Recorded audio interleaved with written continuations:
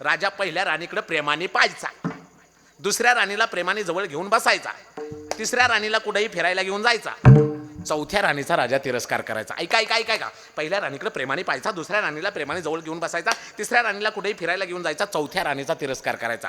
महिला मंडळ मला सांगा, राजा पहिल्या राणीकडे प्रेमाने, मोठ्याने बोला, पहिल्या राणीकडे प्रेमाने, दुसऱ्या राणीला प्रेमाने जवळ घेऊन, तिसऱ्या राणीला कुठेही फिरायला घेऊन, चौथ्या राणीचा काय करायचा? वा वा वा, किती लक्ष देऊन ऐकताय, चेक करत होतो. आयुष्य राजाने घालवलं. आता राजाचा मृत्यू काळ जवळ आला. राजाने विचार केला, मी आता मरणार आहे. ज्यांच्यावर प्रेम केलं त्यांची जरा परीक्षा घेऊ, कोण कोण आपल्याबरोबर येत आहे. पहिल्या राणीला बोलवलं, ज्याच्याकडे राजा आयुष्यभर प्रेमाने पाहिजा. राणी साहेबा, जी महाराज, आयुष्यभर तुमच्याकडे प्रेमाने पाहिलं, माहिती आहे ना महाराज, त्या बदल्यात एखादी गोष्ट मागितली तर द्या. मागा ना महाराज. मृत्यूकाळ जवळ आलाय माझा राणी साहेबा, माझ्याबरोबर याल. राणीने डोळ्यात डोळे घातले. महाराज, आयुष्यभर माझ्याकडे प्रेमाने पाहिलं, म्हणूनच ऐका, तुम्ही मेल्यानंतर मी इथंच राहणार आहे, तुम्ही जा. वाईट वाटलं राजाला. अरे, जिच्याकडे आयुष्यभर प्रेमाने पाहिलं ती म्हणते मेल्यावर इथं राहणार आहे, मी मात्र आयुष्य तिच्याकडे प्रेमाने पाण्यात घालवलं. ती राणी निघून गेली. राजाला विश्वास होता, जरी हिने साथ नाही दिली तरी जिच्याजवळ बसलोय, सुखदुःख सांगितले, ती राणी माझ्या बरोबर येणार. दुसऱ्या राणीला बोलवलं, राणी साहेबा. दुसरी राणी आली, जी महाराज, आयुष्यभर तुमच्या जवळ बसलो, तुम्हाला सुखदुःख सांगितले, माहिती आहे ना महाराज, या बदल्यात एखादी गोष्ट मागितली तर द्याल. निसंकोचपणे मागा महाराज, माझा मृत्यू काळ जवळ आलाय, माझ्या बरोबर याल. महाराज माझ्याजवळ बसले, सुखदुःख मला सांगितले, त्या प्रेमाची शपथ घेऊन सांगते महाराज, तुम्ही मेल्यानंतर मी येणार आहे तुमच्याबरोबर, नक्की येणार आहे महाराज, नक्की येणार आहे. पण कुठपर्यंत? स्मशानभूमीपर्यंत. तिथून पुढे तुमचं तुम्ही जा. राजाला वाईट वाटलं. अरे, जिच्याकडे प्रेमाने पाहिलं ती म्हणते मेल्यावर इथं राहणार, तिच्या जवळ बसलो ती म्हणते स्मशानभूमीपर्यंत येणार. आता राजाला विश्वास होता, जरी या दोन राण्यांनी साथ नाही दिली तरी तिसरी राणी, जिच्या बरोबर प्रवास केलाय, अरे शेवटच्या प्रवासात ती माझ्या बरोबर येणार, मला दगा देणार नाही, शेवटी प्रवासात तीच बरोबर येणार.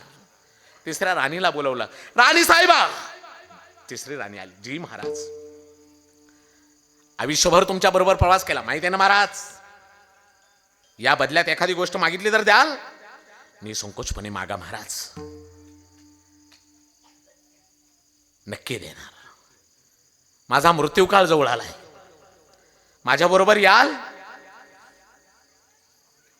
तिने वरती पाहिलं, महाराज आयुष्यभर माझ्या बरोबर प्रवास केलात, माझ्याशिवाय तुमचा प्रवासच झाला नाही, पण कान उघडे ठेवून ऐका, तुम्ही मेल्या मेल्या मी लगेच दुसऱ्याची होणार आहे, मी दुसऱ्याकडे जाणार आहे. घडलेली घटना आहे, ऐका, हे घरी घेऊन जा. आपल्या बरोबर काय येतं याच्यासाठी सांगतोय. महाराज आयुष्यभर माझ्या बरोबर प्रवास केलात, म्हणूनच तुम्हाला सांगते, तुम्ही मेल्या मेल्या मी लगेच दुसऱ्याची होणार आहे, तुम्ही जा. राजाच्या डोळ्यात टपक्याने पाणी आलं. अरे, ज्यांच्यावर प्रेम केलं ते माझ्याबरोबर कोणीच येत नाहीये. अरे, जिच्याकडे प्रेमाने पाहिलं ती म्हणते मेल्यावर इथंच राहणार, जिच्या जवळ बसलो ती म्हणते स्मशानभूमीपर्यंत येणार, जिच्या बरोबर प्रवास केला ती म्हणते मेल्यावर दुसऱ्याची होणार. आता राहिली होती एक राणी, जिचा राजाने मी काय करायचा? तिरस्कार, कंटाळा. राजा म्हणला, कोणच्या तोंडाने तिला म्हणू, माझ्या बरोबर येतेस का? ती महालाच्या समोरून चालली होती. राजाला वाटलं तिला विचारावं तर पाहावं. राजाने आवाज दिला, राणी साहेबा. ती इकडं तिकडं पाहिले, ती इकडं तिकडं पाहायला लागली. तिला विश्वास नव्हता राजा मला हाक मारेल म्हणून. तिला कळालं, हा इकडे इकडे इकडं. तिला कळालं राजाने मला बोलवलंय. महाराज पळतच आले, खाली मान घालून उभे राहिले, हात जोडलेत. जय महाराज, आयुष्यभर तुमचा तिरस्कार केला, असू द्या ना महाराज. कधी प्रेमाने तुम्हाला जवळ घेतलं नाही, असू द्या महाराज. कोणच्या तोंडाने तुम्हाला काय मागू, काही मागा महाराज, ही तुमची राणी नक्की देईल. फक्त शब्द बोला महाराज, शब्द बोला. ज्यांच्यावर प्रेम केलं त्यांनी फसवलं, तुम्ही काय देणार. काय झालं महाराज, जिच्याकडे प्रेमाने पाहिले ती म्हणते मेल्यावर इथंच राहणार, जिच्या जवळ बसलो ती म्हणते स्मशानभूमीपर्यंत येणार, जिच्या बरोबर प्रवास केला ती तर म्हणते मेल्यावर दुसऱ्याची होणार. कोणत्या तोंडाने तुम्हाला म्हणू माझा मृत्यू काळ जवळ आलाय, माझ्या बरोबर याल का. आत्ता राणीने वरती पाहिलं, महाराज आयुष्यभर माझा तिरस्कार केला, कंटाळा केला, कधी प्रेमाने मला जवळ घेतलं नाही. पण माझी श्रद्धा नाही हो कमी झाली. कधीतरी कार्यक्रमात आपली भेट व्हायची आणि तुमच्याबरोबर माझं नाव जोडल्या जायचं. त्या प्रेमाची शपथ घेऊन सांगते महाराज, जरी आयुष्यभर तुम्ही माझा तिरस्कार केला असला, कंटाळा केला असला, तरी मी तुमचीच आहे. जिकडे न्याहाल तिकडे मी यायला तयार आहे, जिकडे न्याहाल तिकडे मी यायला तयार आहे, जिकडे न्याहाल तिकडे मी यायला तयार आहे. ऐका, राजाचा मृत्यू झाला. राजा जिच्याकडे प्रेमाने पाहायचा ती राजा मेल्यावर तिथंच राहिली. जिच्या जवळ बसायचा ती स्मशानभूमीपर्यंत गेली.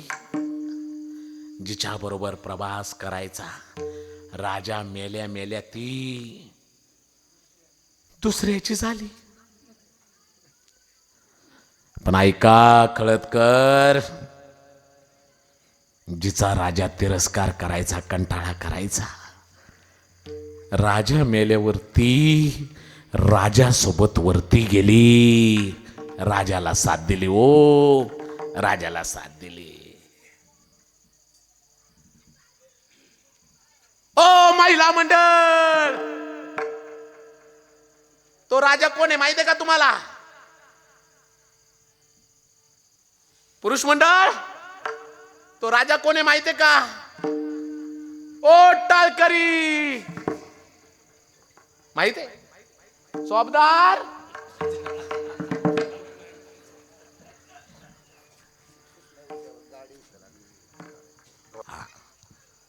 त्या राजाचं नाव माहित आहे तुम्हाला. खळदकर, ऐका, ज्या राजाची मी कथा सांगत होतो तो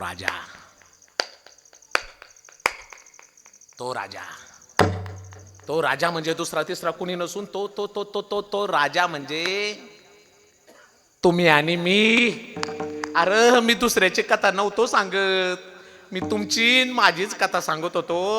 अरे हा मनुष्य जन्म राजासारखा जन्म मिळालाय, राजासारखा जन्म मिळालाय. 4 राण्या आहेत याला. या ऐका, या जीवनाला, मनुष्य जीवनाला 4 राण्या आहेत. पहिली राणी शरीर, जिच्याकडे आयुष्यभर प्रेमाने पाहतो.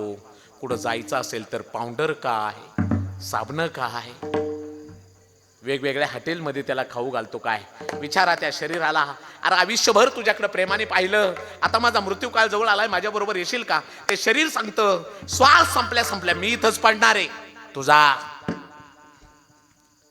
दुसरी राणी नातेवाईक, कुटुंब, समाज, ज्यांच्या जवळ आपण बसतो, सुख दुःख सांगतो. त्यांना विचारा, आयुष्यभर तुमच्या जवळ बसलो, तुम्हाला सुख दुःख सांगितली, अरे मी मरणार आहे, माझ्या बरोबर येणार का.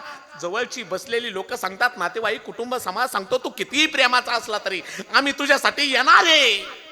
पण कुठपर्यंत, स्मशानभूमीपर्यंत. तिसरी राणी, जिच्याशिवाय प्रवास होत नाही. तिसरी राणी म्हणजे पैसा, पैशाशिवाय प्रवास होत नाही. विचारा त्या पैशाला, अरे आयुष्यभर तुझ्या बरोबर प्रवास केला, तुझ्यामुळंच प्रवास झाला. ए पैसा सांग ना, मेल्यावर माझ्या बरोबर येणार आहे का? तो पैसा सांगतो तू मेल्या मेल्या मी लगेच दुसऱ्याचा होणार आहे, दुसऱ्याच्या खिशात जाणार आहे तुझा. चौथी राणी जिचा आपण कंटाळा करतो, तिरस्कार करतो, पण तीच मेल्यानंतर आपल्या बरोबर वरती येते. चौथी राणी म्हणजे परमार्थ, सत्कर्म, चांगलं कर्तृत्व, जे करण्यासाठी आपल्याला तिरस्कार वाटतो, कंटाळा येतो, पण केलेलं चांगलं कर्म, केलेला परमार्थ मेल्यावर आपल्या बरोबर वरती येतो, यमापासून आपल्याला सोडवतो, देवापर्यंत आपल्याला नेतो, देवापर्यंत आपल्याला नेतो. म्हणून संत सांगतात, करा हरी भक्ती परलोकी येईल कामा, सोडविल यमापासून या. त्याची भक्ती करा. त्याची भक्ती करणारा भक्त असतो, आणि तो भक्त कसा असतो? निष्ठावान असतो. महाराज किती निष्ठा. भक्ती करताना आग्नेने जाळलं काय त्याच्यावर परिणाम होत नाही, शस्त्राने तोडलं काय